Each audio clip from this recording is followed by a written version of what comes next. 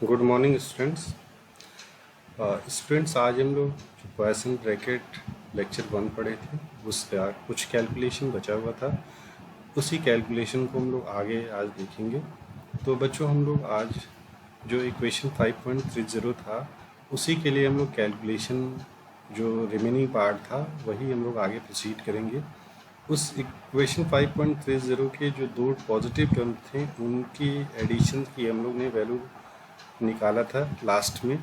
Del over U J upon del over U I.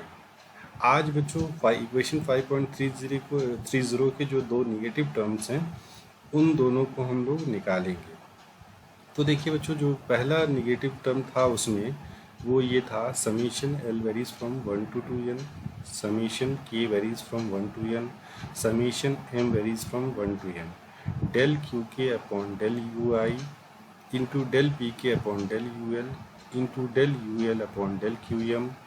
Into del you J upon del P. तो बच्चों ये देखिए बीच के जो ये दो टर्म आपको दिख रहे हैं, ये वाले दोनों टर्म,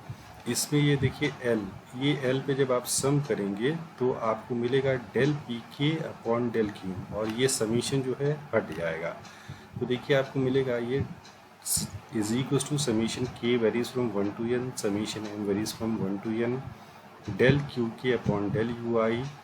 इंटू, इसको आपने सम कर दिया था इन दो टर्म्स को, तो ये मिलेगा आपको डेल पी के upon del Q M into del you J upon del p m, ये जो बचा हुआ है उसको लिख दिया। अब बच्चों del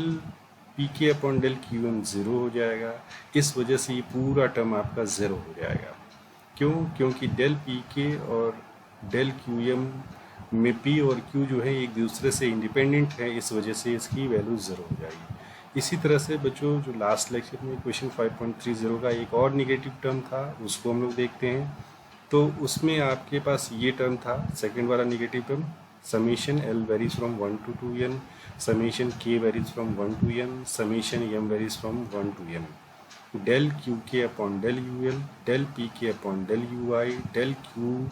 del U L upon del p m into del you J upon del Q M.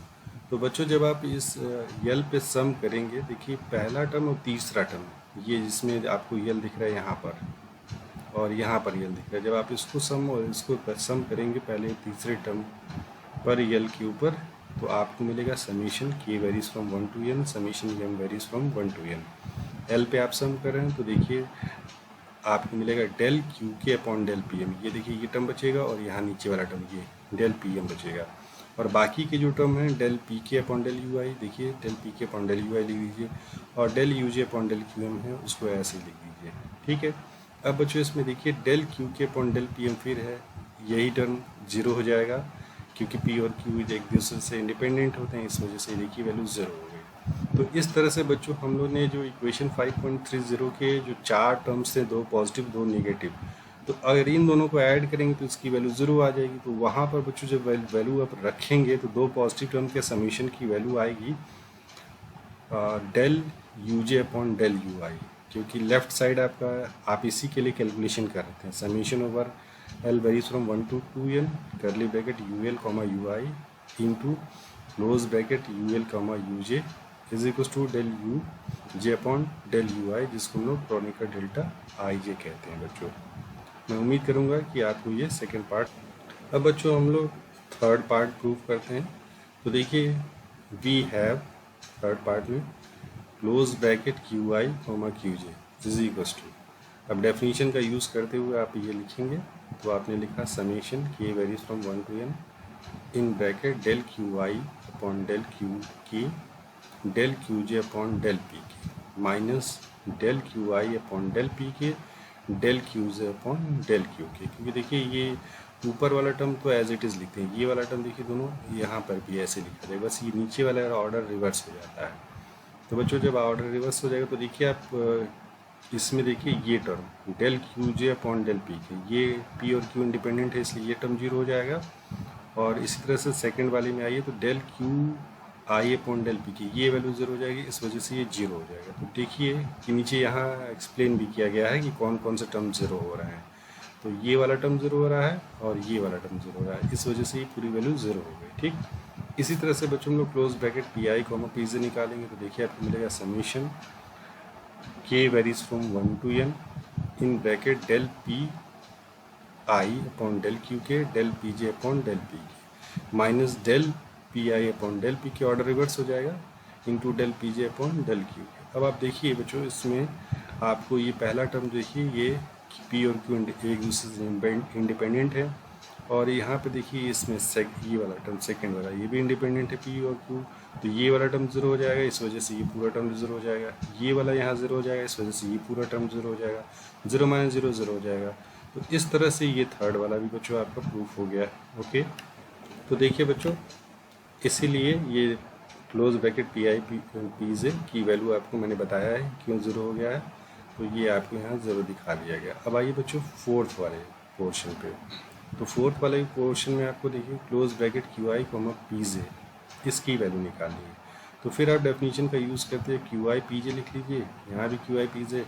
Del q i del p j लिख लिया, यहाँ भी del q i del p j लिख लिया, बीच में माइनस लगा लिया। अब देखिए के पे सम है इसलिए डेल क्यू के और यहाँ डेल पी के लिख दिया,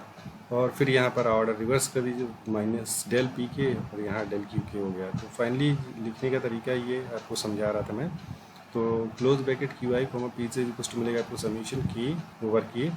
इन bracket del q i upon del q j into del p j upon del P k minus del q i upon del P k into del p j upon del Q k. अब बच्चों देखिए आप इसकी value आपके पास क्या होगी, अभी आपको पीछे पढ़ाया गया है, तो इसकी वैल्यू आपकी क्रोनिकल डेल्टा आई की हो जाएगी, इसकी वैल्यू आपकी क्रोनिकल डेल्टा जे की हो जाएगी। ठीक है, और बच्चों इसमें देखिए पी और क्यू एक दूसरे से इंडिपेंडेंट है, ये वाला टर्म देखिए आप, ठीक है, और ये वाला टर्म भी देखिए ये भी ज़ीरो हो जाएगा, ये भी ज़ीरो हो जाएगा, तो इसलिए ये टर्म ज़ीरो हो जाएगा। तो आपको मिलेगा समीशन ओवर के ये del q i upon del Q k को आप क्रोनिकल डेल्टा आई के लिख देंगे, और del p j upon del P k Kronecker delta j k लिख देंगे। के पे बच्चों सम करेंगे तो ये आई और जे का इंडेक्स बचा रहेगा, तो देखिए क्रोनिकल डेल्टा आई जे मिल जाएगा। तो फाइनली आपको मिला क्या, q i comma q j is equal to zero, पीछे हम लोग प्रूफ कर चुके हैं, पहले p i comma p j proof कर चुके हैं ज़ीरो, और ये अभी को प्रूफ किए हैं close bracket q i comma p j is equal to del over i j. ठीक है, तो ये आपके कुछ फंडामेंटल पॉइसन ब्रैकेट्स हो गए बच्चों। मैं उम्मीद करूँगा कि ये सारी बातें आपको समझ में आ रही हैं। ओके बच्चों।